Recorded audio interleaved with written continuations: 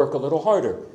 And so, all this to say, if we find ourselves feeling heavy-hearted during this time of year, it's okay, and it's normal.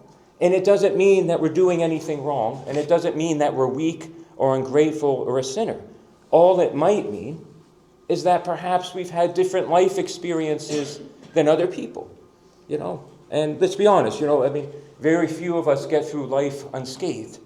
And the more time we spend on this earth, the more wounds we suffer, the more losses we experience, and the more time we have to struggle. And I think this world in which we live has reached a point where, if we are indeed a healthy person and we're in this world, we're going to struggle. And at some point, we might even feel some depression. And in fact, that might even be a sign of health. That this world has become such a rough place that it's actually a sign of health if at some point we have some transient, temporary periods of depression.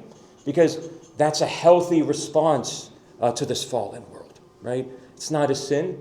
It's not a weakness. And of course, we don't want to stay there.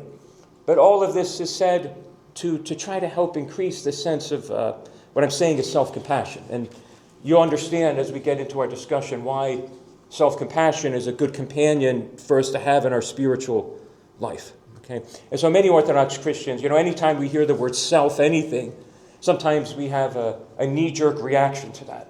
We're very phobic of that. Oh, no, hold on, Father. This self stuff, I don't know. This reeks of, self-love and self-worship.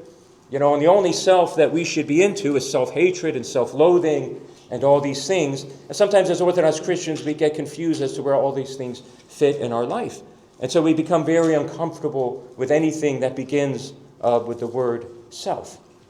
But actually, self-compassion is an essential part of our Orthodox Christian spiritual life. And really all that it means is that we have to make sure that we're relating with ourselves with the same compassion and affirming way that Christ himself related with others in the Gospels.